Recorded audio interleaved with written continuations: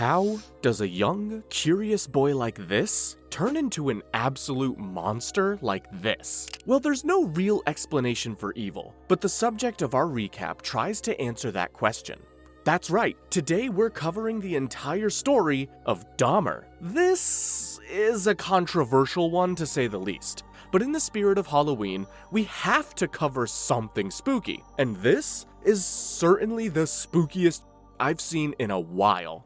Alright, let's just get right into it. The show kicks off in 1991 with a woman named Glenda Cleveland looking anxious as hell. There are saw machine noises coming from the apartment next door, and they are unnerving. We then cut to Jeffrey Dahmer cleaning blood off of a knife and himself. After he's done, Dahmer makes his way out until he's confronted by Glenda. You see, there's a rancid smell coming from Dahmer's apartment, and it's been like that for a while. Dahmer comes up with excuses like bad meat and dead fish, but we all know the truth. It's human flesh. Anyway, Dahmer then goes to a bar where he hits on a couple of dudes. It goes pretty well for him, and he takes one of them, Tracy Edwards, back to his apartment. It doesn't take long for Tracy to find out that something is seriously wrong with Dahmer. Tracy tries to leave, but Dahmer puts handcuffs on him, pulls a knife, and forces him to stay. Dahmer then takes him inside and puts on a movie. We're gonna hang out and watch a movie. Yeah, Dahmer has lost all of his marbles. Tracy realizes he's trapped, so he tries to seduce his way out of trouble, and it seems to be working. Dahmer takes some photos of Tracy before taking him back inside to watch The Exorcist 3. There's a third one? Anyway, Tracy keeps up his act until he finds a chance to attack Dahmer and make a run for it. They have a scuffle, but Tracy manages to get out screaming, "He tried to kill me!" Glenda comes outside to see Dahmer, and her suspicions are confirmed. The guy is a serial killer. Meanwhile, Tracy finds some cops and takes them back to Dahmer's apartment. The cops get inside Dahmer's apartment and find photos of Dahmer's victims. Before and after he, Dahmer tries running, but the cops pin him down and arrest him. Later that night, Dahmer's father, Lionel Dahmer, gets a call from the police, and he heads down to the station to answer some questions. There, the detectives Patrick Kennedy and Dennis Murphy tell Lionel what happened. After the police arrested Dahmer, they found a human head, human hearts, and skulls inside Dahmer's apartment, as well as 3 bodies decomposing in a tub of acid. Jesus Christ! Not only that, but it looks like Dahmer was eating human hearts. Ugh. Yeah, he's one of the worst human beings to ever exist. The detectives tell Lionel to take a minute to process this, and the poor guy just cries. I can't even imagine how he feels. Meanwhile, Glenda and all the residents of the apartment building are forced to evacuate. Apparently,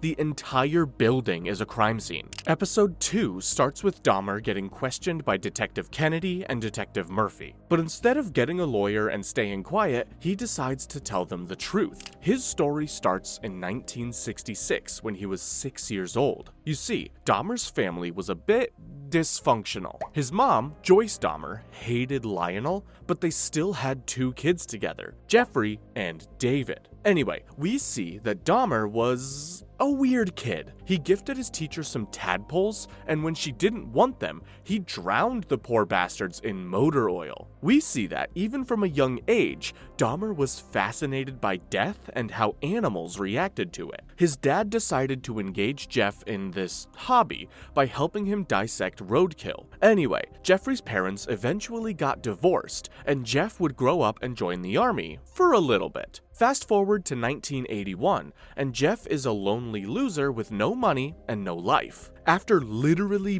begging his dad, Jeff gets to come home and live with his grandma. Jeff helps around the house, gets a job, and things seem to be going well until he hides inside a clothes store till it closes down for the night. Huh?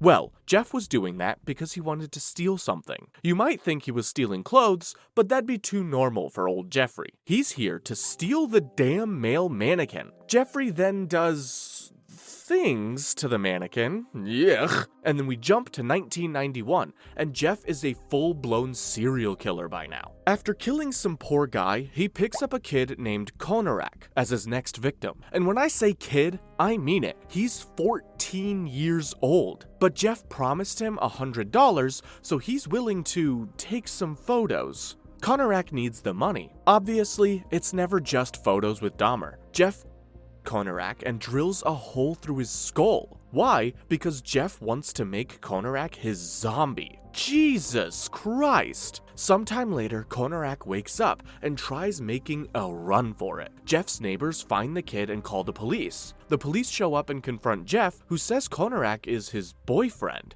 and the cops believe it. Glenda and the others try talking the police out of it, but they refuse to listen. Ma'am, he says it's his boyfriend. We'll handle it from here. And join Jeff as he takes his boyfriend back to his apartment. The officers somehow manage to miss an entire dead body while they're in their apartment, and Jeff gets to continue his sadistic. So, here he starts chopping apart some bodies with music blasting. The episode ends with a real-life phone call that the real Glenda made to the police. She tried her best to get someone, anyone, to look into Dahmer, but no one took her seriously. If only they had. Episode 3 kicks off in 1959 with Lionel and Joyce arguing about Joyce's medication while she's pregnant with Jeffrey. We then jump to 1977, and Lionel is teaching Jeffrey how to fish. After that, Lionel and Joyce have a very loud fight, which upsets Jeffrey, and he copes by... I don't even know what to say here. We then see Jeff at school, and he's a proper weirdo. He enjoys dissecting a pig in class and even takes one home with him. Though the popular kids are nice to him, they're not interested in being his friends. Surprise, surprise, Jeff had no friends. Meanwhile, Lionel and Joyce finalize their divorce, and Joyce gets full custody of Jeff's younger brother David. Jeff comes home and sees that his dad is pretty upset, but he can't do anything about it. The next day, Jeff comes home to see his mom packing up and leaving with David. Jeff tries stopping her, but Joyce wants nothing to do with Jeff or Lionel and drives off. Go take my brother and chase UFOs. They're real! Jeff takes this as a cue to start working out. I have no explanations for anything this bastard did, by the way. Lionel bails on Jeff too, so he's all alone now. It was at this time that Jeff started drinking beer. A lot of it. It's also when he started to develop some schizophrenic tendencies. He acts and talks like he's sharing beers with other guys, when in reality, he's all alone. Jeff then tries to attack this guy he's super attracted to, but can't go through with it. Instead, he just hallucinates spending the day with him. Yeesh. Anyway, we see that things are going pretty well for Joyce. She just landed a job as a director at a therapy center. At least one Dahmer is doing okay. Meanwhile, Jeff goes to class and drinks beer in class. Yeah, completely insane. After a chat with his career counselor, Jeff knows he's not going anywhere in life and he's pretty depressed. That is, until he picks up a hitchhiker named Steven. Jeff takes Steven home and tries to come on to him. Steven rejects him and tries to leave, so Jeff bashes his head in.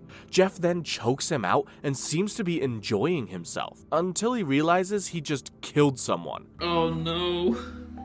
No. That's when he starts freaking the out. Realizing what he's done, Jeff knows he has to get rid of the body, so he starts chopping it up. He packs Steven's remains in plastic bags and heads to dump them somewhere. On the way, he gets pulled over by some cops for drunk driving, and they see the plastic bags, but decide to let Jeff go because his parents just got divorced. Great job, officers. Anyway, Jeff then gets rid of Steven's body bit by bit, and that's how a killer was born. Episode 4 starts with Jeff confessing all his crimes to the detectives, while continuing his explanation of things. Jeff believes he was born this way. He doesn't think anything can explain the urges he has. Jeff then says he did his best to control his urges. There was a whole 9-year gap between his first and second murders. We then cut back to 1977, where Jeff has been living all alone for 3 months now. Lionel finally decides to show up along with his new girlfriend, Cherie. They see that Jeff is a total mess and try talking to him. Jeff, at this point, is really sad, and he almost tells his dad about the murder, before deciding to tell Lionel that he's gay instead. Well, he doesn't say it, but it's heavily implied. So, Lionel changes topics. He decides that he's gonna get Jeff into Ohio State University. Unfortunately, Jeff goes to none of the classes and almost immediately gets expelled. Jeff's GPA is a 0.45. Oh, Jesus. So Lionel sends Jeff off to the army, and he does well there for a couple of years, until he gets kicked out of the army for drinking too much. That's how he ended up living with his grandma in 1981, who is the only person in the world who hasn't given up on Jeff. Poor grandma. But when grandma finds the mannequin Jeff was hiding, even she loses some hope. She throws it away, and when Jeff finds out, he straight up crashes out. He apologizes for it later, and his grandma accepts. She then tells him he should go to the state fair that's coming up. Maybe he'll make some friends. Unfortunately, all Jeff does is get blackout drunk and inappropriate stuff in public. The inappropriate stuff gets Jeff in trouble with the police, and he loses his job. So he decides to get a new one, and finds one at the blood donation center. Jeff's job is simple. He just has to draw blood from donors. But this is Jeff we're talking about. He sneaks some of the blood home and he drinks it. Good God. We then jump to 1987 and Jeff is at a club. There, he meets a guy named Charles and the two hit it off. So, they decide to go somewhere private and have a good time. They go to a bathhouse, and Jeff has some normal human connection for the first time in his life. Of course, this is Dahmer we're talking about. He immediately uses the bathhouses as a place to bring guys with him and them. This gets Jeff banned from all the bathhouses in town, which is a problem for him. So, when he chats up a new guy, they go to an expensive hotel instead. There, Jeff tries to drug his guest, but accidentally himself instead. Jeff is now feeling super drowsy and it's messing with his head. Still, he manages to pull himself together and he drugs the guy with him. They then start having a good time and eventually Jeff passes out. Jeff then wakes up the next morning to find out that he killed his date. Somehow, Jeff manages to sneak the body away in a suitcase and he hides it at home. You going to church tomorrow?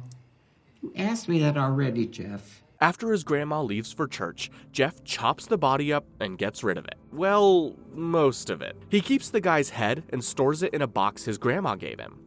I'm sick to my stomach. The next episode continues in 1987, and Jeff has a new job now, this time as a chocolate mixer. At this point, there were no more mistakes. Jeff was killing on purpose. As he tells the detectives, his methods were simple. Pick up a guy, bring him back to the house, them, strangle them, chop them up, get rid of them. And the way he describes it is so calm that it makes me sick. Jeff then describes how he would do different experiments with the bodies, boiling them, melting them in acid, all sorts of just horrific stuff. His grandma always complained about the smell, but she never figured out what Jeff was really up to. In fact, it's almost like she didn't want to find out. Jeff's dad came over to check out the smell too, but Jeff just played it off as taxidermy stuff. After that, Jeff stopped for a while until he met a guy named Ron. Jeff tried his usual playbook with Ron. Bring him over, him, and you know how it goes.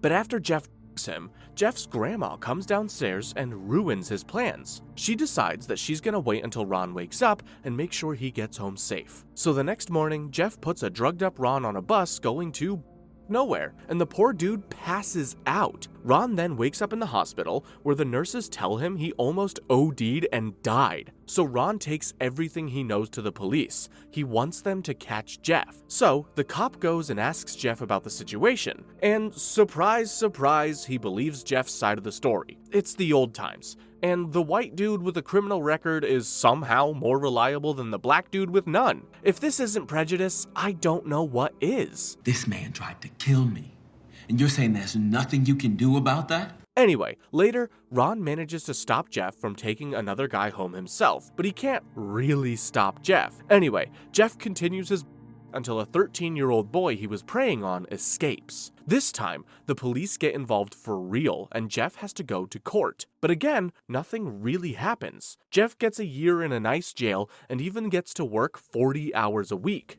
That's about the end of Jeff's luck though. On their way home, Lionel says Jeff is gonna get his own place when he comes out of prison. The family is done with him. Took him long enough. Anyway, before he goes to prison, Lionel asks for the box Grandma gave Jeff. It actually belongs to Lionel and he wants it back. One problem though, the head of one of the guys Jeff killed is still inside the box. It's a close call, but Jeff manages to distract his dad and get the head out of the box. This bastard was really lucky at every step of the way. After that, Lionel tried to get Jeff some psychiatric help when he was in prison, but that never happened. A year later, Jeff gets out of prison, gets that notorious apartment, and begins his killing spree again. On to what I can only call a questionable episode. It follows the life of a guy named Tony Hughes. Tony was everything America hated back then. A gay, deaf, African American. But despite the entire world being prejudiced against him, Tony was doing pretty well for himself. He had dreams of becoming a model,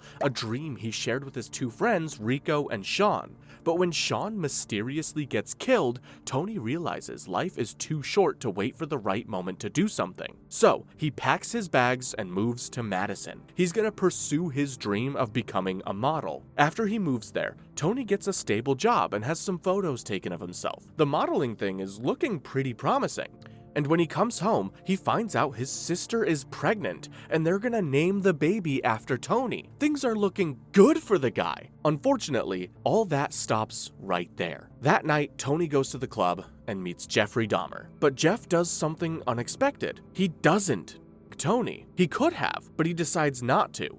Instead, they just dance together, and it looks like they're gonna be seeing each other again. Sure enough, Jeff and Tony start spending a lot of time together and develop a relationship. In the meantime, Jeff gets his life together. It gets so good that even his dad is proud of him now. This eventually leads to Jeff inviting Tony to his apartment. And believe it or not, Jeff doesn't Tony. Instead, he just sits down and enjoys his time. Tony seems to be having a great time too and asks Jeff what they should do now. So, Jeff says they should play a game he invented when he was a kid. It's called Infinity Land. And I'm gonna be honest, the game sucks ass. So instead, the two sleep together. The next morning, Tony has to go, but promises to come back next week. Jeff believes him, and Tony heads off. After that, some time passes, and we see Tony's mom. Turns out, Tony is missing, and his mom asks the cops for help.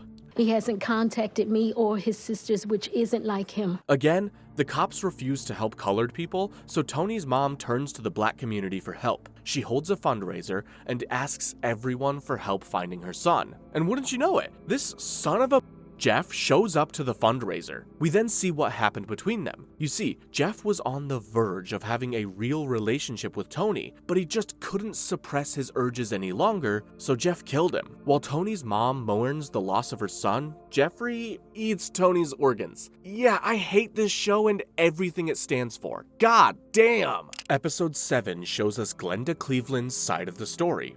You'll remember her as Jeff's neighbor from episode 1. You see, Glenda always knew Jeff was up to something nasty, but the police would never listen to her. And now that Jeff has been caught, Glenda is mad about the police ignoring her. One of his victims was only 14 years old.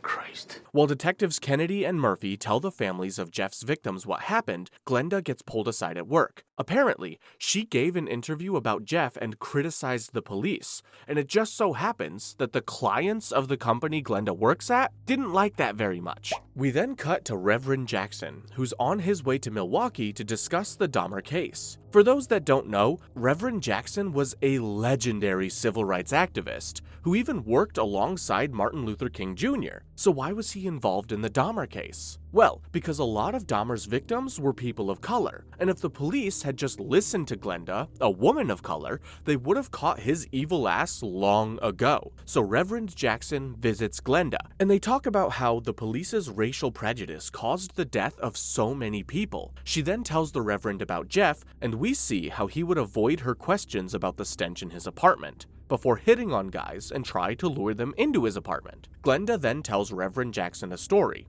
After a guy from their own building went missing, Glenda got really suspicious of Jeffrey, so she got all the other tenants that had problems with Jeff and pressures the apartment manager to evict him. Jeff got handed a 30-day eviction notice and Glenda was finally at peace, until Jeff came to visit her apartment. Jeff started out playing nice and apologizing. He even made her a sandwich. I used to be a butcher. I made that just for you. But soon, the mask slipped. What Jeff really wanted was for Glenda to take back the complaint. But Glenda isn't no pushover, and despite Jeff's passive-aggressive threats, she refused to take the complaint back. You go, girl! So, Jeff just smiled at her and left. Later that night, Glenda saw Jeff bringing someone home, and then heard him kill the guy. But when she told this to 911, they refused to send the police to check it out. So, Glenda had to just hear Jeff chopping up the guy, and she couldn't do anything about it. She tells all this to the Reverend, who tells her that she's finally being heard. And poor old Glenda just cries as the episode ends. The next episode starts with us seeing Lionel after he gets the news that his son is a deranged serial killer. Lionel, not knowing what to do, meets Jeff to get some sort of explanation from him. But when Jeff tries to mention that Lionel had a hand in him becoming like this, Lionel just melts down and leaves. Meanwhile, we see Joyce get harassed by reporters asking her about Jeff, but Joyce just ignores them and gets back to her job, which she's pretty good at. Later that night, Lionel talks to Shari. I should have checked up on him.